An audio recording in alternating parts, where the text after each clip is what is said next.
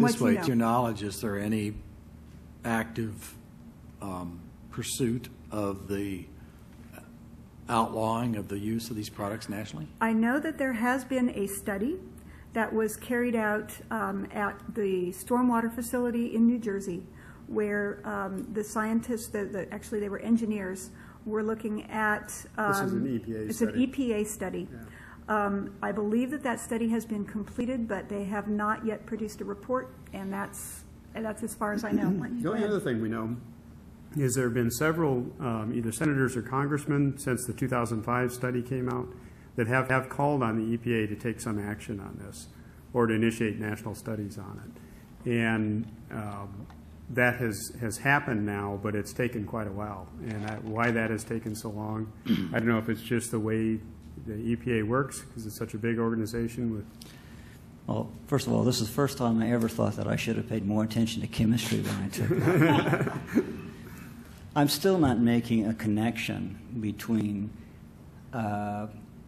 the coal tar and somebody getting cancer, except that I guess you can sit around and eat it all day long or something. But there ought to be some evidence to suggest that in the areas that you've outlined that there's an increase of cancer of some kind, and it's related to the coal tar product. And I don't hear you saying that.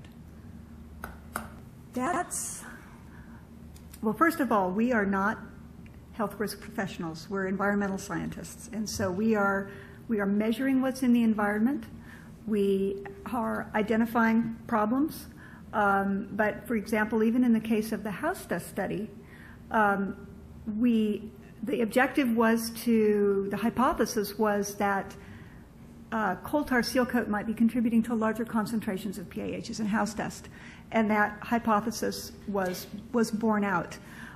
What we did not do was do a full-blown health risk analysis as to whether inhabitants of those residences were being exposed to concentrations that might put them at an increased risk for cancer. Cancer studies, cancer hotspots, is a really tricky business. So there are a lot of things out there that can cause cancer regionally. What we do know is that coal tar causes cancer, and there is an enormous body of research that shows that has proven that, largely in occupational settings. So that includes everything from the chimney sweeps to people that are working in coal tar distillation facilities, roof workers. Yeah. So we know that there is an association with that. That's why coal tar has been classified by the EPA as a known carcinogen. Making the leap from that to cancer clusters is something that I think is probably beyond the power of anyone to do. Somebody did a study that said, okay, these guys to put coal tar on roofs, they have a higher incidence of cancer than those who don't. I mean, they're doing it all day long. That stuff smells terrible. Mm-hmm. Somebody somewhere should have said, yeah. They have. So we have that. That has been done. Yes, that has been done. Yeah, and there's an OSHA standard for PAHs in air for occupational exposure that is at a pretty high concentration, and it's... Should I go into that study? Might as well. The newest study we're doing that's underway now, and we have some data back for, is looking at volatilization of PAHs off of parking lots, both sealed and unsealed. And what we're seeing is off of the coal tar sealed parking lots and much higher air concentrations and therefore volatilization coming off of those parking lots than unsealed. The only samples we've gotten that are in the range of the OSHA guideline are right over a newly sealed parking lot. We had a test plot sealed at a University of Texas facility. They gave us permission to do it, and right after sealing, the concentrations in air were above that OSHA standard. How do I get it? I guess on the parking lot, it's the dust I'm breathing in. Is that how? Well, there's two forms. There's it's a windy day and you walk across the parking lot and you feel dust in your face. Mm-hmm. That's dust coming off the parking lot. But the lower molecular weight PAHs, and by that I mean those that are 2 rings or 3 rings, they evaporate very easily. So they're actually in the vapor phase. So that's what you would be. That's what the OSHA standard for the occupational exposure is talking about. But that's very different than the indoor dust concern, because that's mostly particles. for children, because they ingest a lot more dust than adults do. Okay, so how do I get it out of water? I thought somebody said it goes into the water and then it drops. It's on the bottom. You have to stir it up to make it do anything. So how do I get it out of the water? So that's where the chemistry comes in. So. Oh dear. Sorry. There are three phases that a chemical can be in. It can be stuck to a solid, it can be dissolved in the water, or it can be in a gas phase, in the air.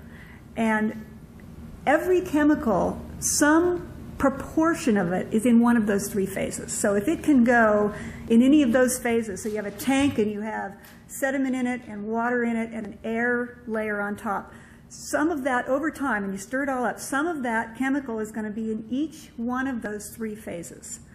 And the equilibrium between those phases is a constant. It's pretty well established for each different chemical. Depending on the chemical, it's going to depend on how much of it you find in which phase. So there are some very volatile chemicals that you're going to find most of it in the gas phase, but you're going to find some of it in the dissolved phase, and you're going to find some of it in the solid phase. So let me give you an example. Atrazine. Atrazine is an herbicide. It's very soluble. Most of it is going to be in the water. But in your tank, you're also going to have some measurable atrazine in the air phase, and you're going to have some measurable atrazine on the solid phase. So some of the PAHs would rather be in the water phase and the gas phase than they would in the solid phase. And those are the lightest weight ones, like naphthalene, which is just 2 rings. Naphthalene is the active ingredient in a lot of mothball products. You know what mothballs smell like? That's naphthalene. Why can you smell it? Because the naphthalene's in the gas phase, and that's what's killing the moths.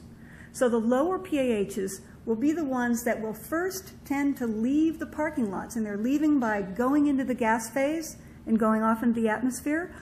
Or when it rains, some of them may go, yay, here's water. I'd rather be associated with water than with the solid. And they're going to leave with the water. At that point, they'll be in the soluble phase. Once they get into an environment, though, where there's more solid, some of them may reattach to the solid phase. So there's this dynamic interplay between these three phases. But in general, the larger and heavier the PAH, the more it's going to want to stay in the solid phase, the less it's going to want to be soluble, go into the water, the less it's going to want to vaporize. I'm talking about it like it's a person, but bear with me. Also, the less it's going to break down easily by other environmental processes like being munched by bacteria. And that's why we call those heavier, bigger molecules persistent, because they stick around. They don't leave in the water, they don't leave in the air, they don't get munched by bacteria, they're still there. They have similar solubilities to PCBs and to DDT, and that's one of the real problems with PCBs and DDT is they've stuck around for a long time. They're still here 30 or 40 years after they've been taken out of use. They have some differences with those. One of the real problems with those is they tend to really bioaccumulate in fish and up into birds and people. The PAHs don't bioaccumulate as readily, so they don't tend to be as much of a problem for higher trophic levels. For big mammals. Well, not always though, because the beluga whales in Canada and the St. Lawrence Seaway have very high cancer rates because of PAHs, because they're in their diet. They're eating them from shellfish. So I mean, there are issues like that.